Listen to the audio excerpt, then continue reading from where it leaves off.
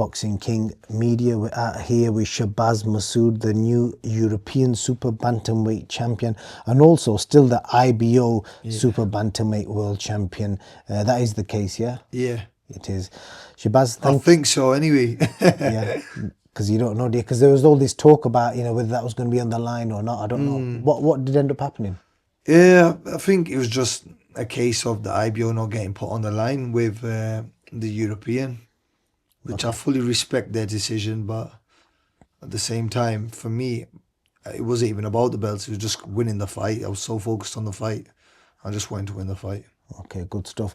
I want to thank you first of all for welcoming me to your nice home out here in Stoke. I was gutted it wasn't raining when I turned up. You brought the Sheffield weather with you. That's it. Whenever you think of Stoke, you just think of it being cold, windy, and rainy. It is cold and windy, but we're just missing the rain. but yeah, no, interesting town. What is Stoke like? Obviously, you've grown up here all your life. Yeah, Alhamdulillah, it's a really nice place. I feel like everyone's very friendly. We've got a bad reputation elsewhere in terms of, like, when I normally tell people from Stoke, they're like, you want to get yourself out of there, but I love it. It's home to me now, and yeah, wherever I go, people show me love and respect, and I do it for the people of the city. There's a lot of hardworking people here. Yes, it's like a proper grafting little town, isn't it? Yeah. So, obviously, we're going to talk about your big win at the weekend. But I was thinking, I've been meaning to do something a bit more detailed with you for a while. So I just want to, we're not going to go into, like, it's not going to be a podcast, but for about 5-8 minutes or so, I want to get a bit of a background story so people kind of understand how you've got to where you've got to. Yeah. So, because I don't feel like enough light's been shined on your rise in boxing. But I think the first thing we should mention is the first time me and you ever spoke. You're telling me off? It's quite a funny interaction. 2018, it was 13th of May 2018 when you was in your early 20s, maybe 20, 21 years old. At 21, in all fairness, I was probably I had the mindset of a 16-year-old because I was a very late developer. So yeah, I was very immature. Well, I tell you what, that exchange kind of shows me the kind of person you are, because it said a lot about you, even though what you did might have been immature, but the way you reacted shows the kind of person you are.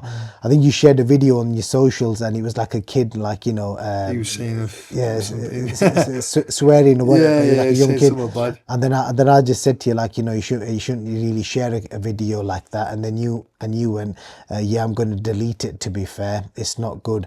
And then you messaged me afterwards saying, yeah, I'm sorry, I've deleted it, to be fair. I shouldn't have put that out there and I shouldn't be doing that. For you to say that 7 years ago, I think that shows me the kind of the lad you was, like a humble kid, because you could have reacted negative. No, I'm very respectful, especially if I'm in the wrong. It was just somewhat stupid. I was very young then as well. Like I said, like at that age, 21, I probably had the brain of a 15, 16-year-old because I'm a late developer. Like, even now, people look at me and be like, oh, I bet you're only 24, 25. I'm 29 years old now. So I do feel like I have started to mature, especially since having my own kids. Yeah, well, there you go, innit? But like I said, what he shows is the key thing to pick up from that is that you was humble enough to accept something, and you knew straight away, because sometimes people don't. So that always gave me a positive opinion of you as a young man. And then obviously your upbringing. Just tell me a little bit about that. What kind of work did your dad do? Because I know your dad was a big part of your boxing journey. He trained you quite a lot. How strict was he and all that kind of stuff? He was very strict. So my dad used to box. And let me just move that there. There you go. There. Go on. So my dad used to box, and when he had myself, he had to stop boxing, obviously, to look after the family and look after us. However, he still went to the gym and trained. So my earliest memories were just going to the boxing club with him and training. And 3-4 years old I was when I went with him. And you know what? It was, I just feel like this was meant to be for me, boxing. Like any gym I ever went or trained at since a little kid, I always stood out. And I loved the game. I literally loved it. Like Prince Nassim Hamid, I idolized him growing up. Literally, like all I'd watch. We used to have a video player back in the day, 2000s, and all I ever used to watch was Prince Nassim Ahmed versus Steve Robinson, his first world title shot, and I watched that on repeat all the time, man. And that's all I wanted to be, was a fighter because of him. Okay. And you know what? My dad wanted to do it, but because of me, he couldn't do it. He'd had to focus on us. So I think it's a blessing for me that my dad gets to live his dream through me as well. What about strictness wise? Like how strict was your dad? Because I've had the pleasure of speaking to quite a lot of high profile fighters recently. David Benavidez gave me this mad scenario of how his upbringing was. What was yours like? My dad he was very good to us. He looked after us, but at the start of my career, when I was a young kid, like 5 years old, 6 years old, seven, he'd bribe me. So he'd trick me into going to the gym. Because at that age, you don't really care about the boxing Bribe you club. with what? So he'd say, oh, come on, we'll go to the boxing club. If you come to the boxing club, on the way back, we'll get a takeaway. I was a bit of a chubby kid. So I'd be like, straight away, I'd go with him to the boxing club. Then I know on the way back, he'll buy me a takeaway. So it was little things like that. Then he'd say, oh, okay. I got a little bit more older. He'd say, okay, you want them clothes? Oh, I come to the boxing club. And then he bribed me in a way. And then it was all I knew. And then it come to a certain age where it got strict. Like I remember days when I would play football across my mum's house where I lived before. I'd be playing football in the park and all my friends are waiting for me. But my dad would say, all right, you want to go play football with them? Go run 6 laps around the park and then you can play football. So because I wanted to play football and just be with my friends, I'd literally go and do the laps. Once I finished the laps, then I go play football. Then I'd come home that night and my dad say, see, you've done your running, but then you got to play as well. Like my dad always installed that bit of discipline in me, and it was like a double session for me. So Okay. yeah, it was good. Were you how strict was your regards to discipline? How did you get discipline back in them days? Bro, my dad used to finish taxis 4 a.m., 5 a.m. 4 a.m., 5 a.m. My dad used to finish taxis. He used to wake me up, we'd eat together, and then we'd go straight to the gym. And I remember days where, this is why I'm truly grateful for my dad as well. I remember days where we're in the boxing club, we're training, and because my dad's worked all night, he's there falling asleep, literally falling asleep on the machine watching me. And he still did that for years and years and years. And now, alhamdulillah, we're reaping the rewards now, you know what I mean? Okay, and with regards to jobs, because I think I'm hoping it was you. What kind of jobs did you do in them teenage years? Because you must have had jobs outside boxing. Yeah, I worked, my first ever job was in a car wash. Okay. I worked there in the winter. The pipes used to be freezing, and I used to go in, defrost the pipes with the boiler kettle, and then defrost the pipes itself, and just set everything up. And then I was washing cars in the winter, it was a horrible job. I hated coffee as well, but we used to have a coffee machine in like this caravan. So because of that job, I started to love coffee because it was the only warm drink we had there. And I worked there, but then I started working. I went to university, so I was studying sport development and coaching, and I'd got a job in Asda. So I worked on the tills in Asda and on self-scan. And the crazy thing is, yeah, till this day, whenever I go there, people will come up to me and they'll be like, oh, I remember when you were working here and you used to say to us, oh, you're going to be world champ, you're going to be this, you're going to be that, you're going to be a professional, you're going to be headlining shows. And people will laugh at me. But alhamdulillah, it just shows, like, no matter what, if you really believe in yourself, you can get there. Well, I never knew about the car wash thing. I'm going to come back to Asda in a second because there's a funny video when I talk about. But the car wash, I never knew. What kind of money did you get paid in the car wash? Bro, it was terrible, you know. Tell me, share I don't it. even want to say, it was slave wages. It was slave wages. But we're talking, who's I'm sure it was like £25 a day. damn, that's crazy. And you're grafting in the cold from like I can't say 8 who. a.m. get there, 5 o'clock finish. Well, I got to interview a millionaire recently. I can't talk about who, but the interview's going to drop soon. That person was on £25 a day in his first ever Wow. job. Was he? Yeah, That's crazy. yeah. So £25 a day washing cars. Which bit did you do? A bit of everything, like the That was the best thing I did was the tie shine. yeah, Because that was the easiest bit. wicked. That was So, the best bit. and then when we go to Asda, I remember you sharing a video. You flipped a trolley over, didn't you, once? No, it was a pallet. Oh shit! You flipped a pallet I over in the f- store. So I'm walking and accidentally all the paints are there and I flipped it. All the paints have gone everywhere, and I was just like, oh, I'm gonna lose my job here. And then literally, I was all right. But I'm very clumsy. Can I use that video? It's on your socials, isn't it? Are we allowed to use it? Yeah, I'll send it over to you. Okay, I'll I'm, send I'm, it I'm over going to to you. put that video on over. People can see it right now. Yeah. But this is what Shabaz. This is why Shabaz is boxing, because he wasn't really good at Working at Asda. working at Asda. Do Yeah. you know what's crazy? Lately, I was saying to Ben, Hold oh, on, you just know, put I that was there. Put that there. yeah, I was saying to Ben and the boys in the gym, oh, you know what? I'd love to go back to Asda and just work there for a week. I used to actually enjoy the job, you know. See if you're any better. I reckon I'll be better, but honestly, I'm a very like chatty person in real life. When people see me, like I'll have a good chit chat with everyone. So I used to have a lot of regular customers that come to me, and they'd only come to me because they know they'll have a good bit of chit chat. So Okay. And then school, did you get any GCSEs or anything like that? yeah, I got like 12 GCSEs. All right. Okay. Yeah, like I did really well in school, and I did good at school, but I always wanted to box. Like I was doing all these things, even at uni. Like I was skiving lectures, and I was missing class just to go running and training. And one of my lecturers at the time, she had me on Snapchat, and I wouldn't turn up to the lesson, but I'd be there running and training. And she literally messaged me, "You need to drop out and focus on your boxing, because you clearly want that more than your studies."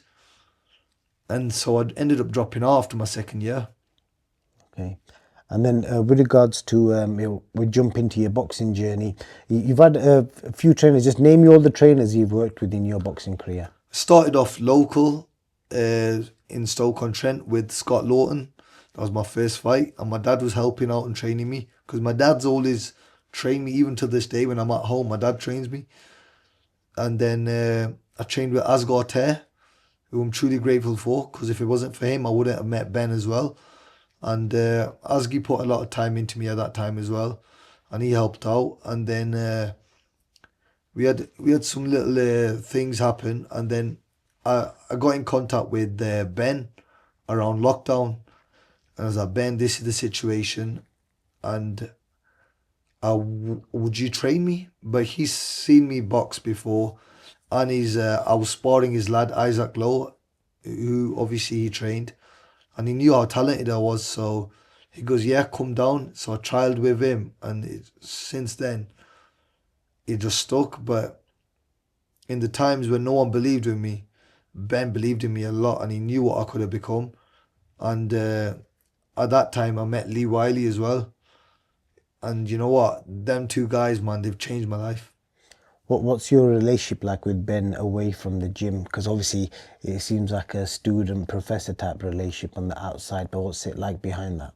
Nah, Ben's cool, man. Like Ben's like family, man. If it wasn't for him, I wouldn't have what I have now as well. He truly believed in me. I remember, like a lot of people don't know this, when I went there, I didn't have a penny to my name. Like people are saying, "Oh, you signed by Frank one of the," but when COVID come, like you're just spending what you've got. You don't have nothing. And when I went there, Ben paid for a lot of my stuff. I remember I've never even had a sparring gloves, man. He gave me a pair of sparring gloves. He gave me a groin guard, looked after me. And I'd always say, "Oh God, I love Grants. I love Grants." Floyd used to wear Grants. And even when he went to America, he come back, he bought me back a pair of Grants. And I was just like little things like that. It always stuck with me. And then even Lee Wiley, I've lived with Lee Wiley now for about 5 years, yeah. And even Lee Wood, man, I've lived with him now 5 years, and it's just crazy, man. Honestly, they're basically my family away from my family. Yeah, that's a lot of people probably don't see that, do that. That's fascinating to know that a trainer, because at that point you've not achieved nothing, you've not beaten nobody, you've not made any money. He's effectively bought your stuff out of his own pocket, Always, just out of he love, did I'm that a lot. guessing. He's always done that. You know what I mean? The thing with Ben is he is like the boxing public. They do slag Ben off and Lee Wiley, but if they knew the hearts that they have got and the way they've helped their fighters, they'd actually think twice before saying anything. Definitely, man, and yeah, respect to them for being like that Massive with you. respect, man. And then obviously home life. I just see that you bought yourself a nice home. You're Alhamdulillah. settled in. You got your son and your missus. Got to find out that your missus was used to be a boxer as well, which Yeah, yeah. scared me a little He bit. walked in and I was doing the dishes. No, I wasn't really.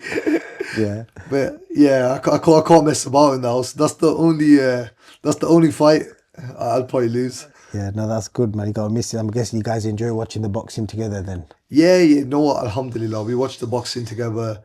We'll watch it, but I watch it more of a like a student type of thing. But she'll only watch it on the night. But she'll wake up the next day. I'll come down. She'll come down. I'll be sat here with the coffee, just watching it again, thinking, "Oh, what happened there? What happened there?" But yeah, it's good. That's good, man. And obviously you got your son, almost 2 years old. Almost 2 years old now. Next month he's two, and yeah, Alhamdulillah, he's changed my life since he's been born. The amount of blessings that's come in my life, especially in my career, it's amazing. Like I always say to people, when you do things for the sake of Allah, like even having children, you do that for the sake of Allah as well. And you know what? God gives, so he's brought a lot of barakat into my life.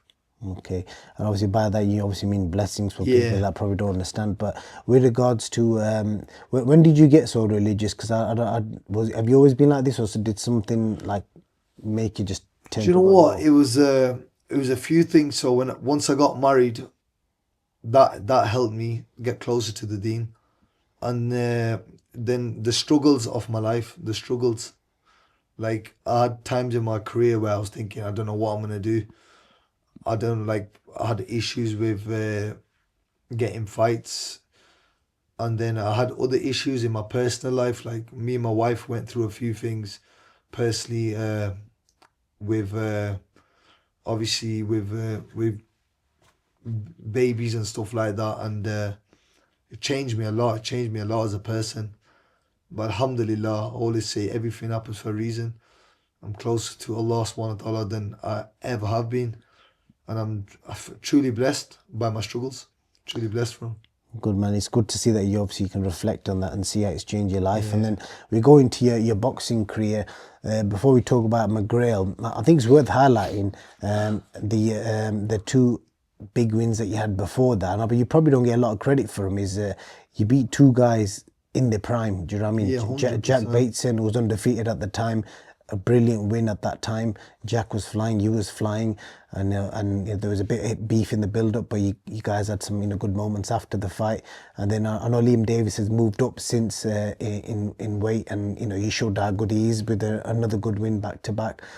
But you still beat Liam, in most people's eyes, quite convincingly. But it just shows the levels you were at, and then you've gone and done it again. Three British guys, all good, like top amateurs. All top amateurs, weren't All they? of them are on GB, won national titles, done this, done that. And probably did more than They're you all at times. they're all picked ahead of me as well.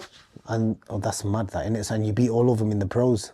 That's fascinating. It's fascinating to see that, because you beat three guys, all elite amateurs, did more than you in the amateur game, but in the pro game, you managed to beat them all on But points. to be honest, they were given more to me in the pro game as well. In terms of like they had more push, more exposure, and they were given the opportunities before me. But I always knew what I was. And if you're really that guy, you will eventually be that guy. And I always knew it. So one by one, I just tick. They're off the list, man. There's no more domestic rivals, are there? I feel like you've had these three big wins, but there's never been enough light shone on you, considering in the manner you've had the wins. Even now, post fight, I didn't really see a lot from you. Do you see that yourself? 'Cause that's how it Yeah, feels to me. 100%, man. 100%. Like, I did one interview after the fight. There weren't that much media there, etc. And then I thought there should have been more light shined on me. But there was a lot of people talking after the fight as well. To be honest, me and my team and a few people who I respect in boxing, they had me winning very comfortably. So did the judges. But a lot of people just want to, oh, it was close, it was close. It wasn't close. Like, the people who know boxing, that wasn't close. That was a beautiful performance. And that's why I posted this week, like that Roger Mayweather clip. People don't know shit about boxing. Like, literally, like, yeah, it's just mad. Even the commentary was terrible. Like, the commentary was terrible. Like, very biased, man. But But you, alhamdulillah, I got the win with ease. but you're both matchroom fighters. But why do you think it was biased? If I don't know, man. I don't know. I don't know if I'm looking too deep into it or if I'm not. But yeah, even the comments, like, I've seen a lot of people writing the commentary is terrible. But when I did watch it with commentary, I just put it on mute and I just watched the art. Yeah, like I said, from a personal point of view, I just find it a shame that I feel like, I mean, I didn't see any interviews from you before the fight or after. I didn't know that. I Yeah. didn't know if that was your decision because sometimes fighters don't really want to talk to any media. I Or talk to anyone, bro. That's what I'm saying. I'd rather go back Asda so I could talk to people.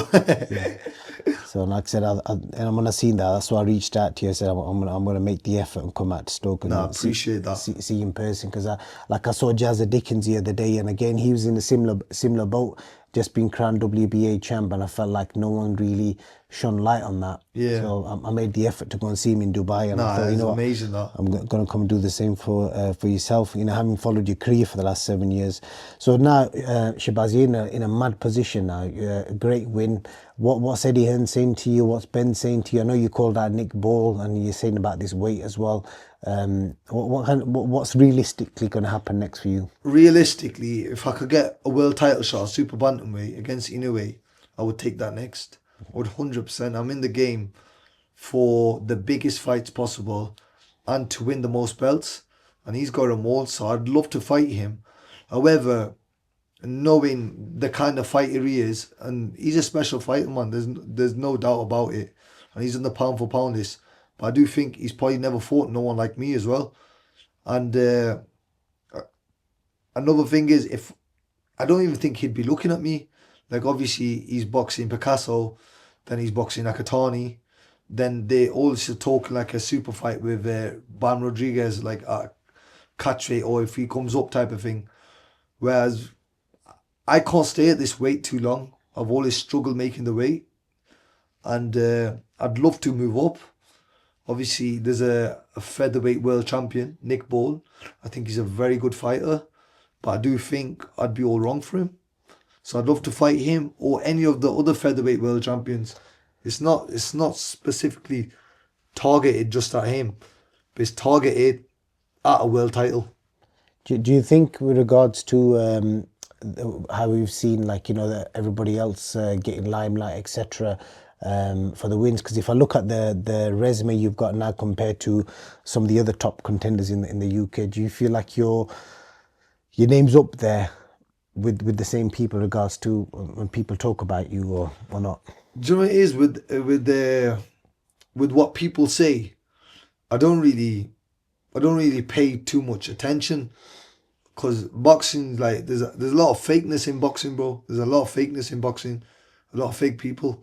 But the one thing that matters to me the most is the people whose opinions matter. So my team, my coaches, the few other people around me. As long as their like only their opinion matters. Like, other than that, I don't really care, bro. That's probably a good mentality to have. And then lastly, and I said this to Hamzah, Sheeraz and Azim recently, where we're living in an age where there's a lot of British Pakistanis that are making a big name for themselves in world boxing, and you three are kind of leading the way now, and there's loads of guys behind you as well. Raza Hamzah was got to see the other week. Yeah. He had a good win on his comeback. So there's loads of you. I'm trying to think, would we ever see a situation, because all three of you with the three different promoters, I never thought of that. Yeah, it's So once crazy. you- It's Eddie- crazy. Alhamdulillah. Only Turkey could make a card with all three of you in the same show. Do a big British Pakistani showdown. Yeah. Yeah. That'd be amazing, that man, one day, inshallah. Yeah. So do you speak to any of them in particular? Do you guys talk like Yeah, exchange I messages? speak to all of them, man. Yeah. It's from the guys who are on small hall to the guys who are smashing the big shows, like myself. But I speak to every one of them, and you know what? I wish them all the best as well, all of them, because I understand the pressures of being in this position, and I think they feel the same way because I've had chats with them before about it. Tell me one thing you like about Hamzah and one thing you like about Adam. Like about Hamza, very spiteful and he can bang, and I like that about him. And Adam, what I like about Adam, he's a proper student of the game. Because when I've had boxing chats with Adam, I can actually sit there and like he's on the same vibe as me when it comes to the actual IQ, and when I chat to him about it, yeah, it's good, man. What about them as people? Beautiful people, man. Like Hamzah, mashallah, he's doing really good, and you know what? He's a great role model as well to the youngest coming through. As of Adam's the exact same. Like a lot of kids now look up to myself, Hamzah, and Adam, and we have to be a certain way, especially being a British Pakistani Muslim fighter. We need to be a certain way so the kids look up to us. Yeah, definitely. And like I said, you're going to be inspiring another generation. Like, you know, definitely. before you, Amir Khan and Prince Nassim Hamid did it, and now Definitely. you guys are kind of doing the same. So, and obviously you're appealing to a larger demographic, you know what I mean? So yeah, Shabaz, thank you very much for your time, and thank you for the food as well. We got to try Anytime, man, anytime. got to try the local Kurdish, shout out the place, what was it called? What was it called? Salahuddin restaurant. Yeah, big up But I Salah. want to say a massive thank you to yourself as well for coming out and putting some light on me. So appreciate everything, my brother. Thank you. Anytime, Shabaz Masoud. Yep, keep an eye on this young man's career. A humble young fighter and elite level skills. Keep an eye out for him, Shabaz Masoud. Thank you very much. Thank you, my brother.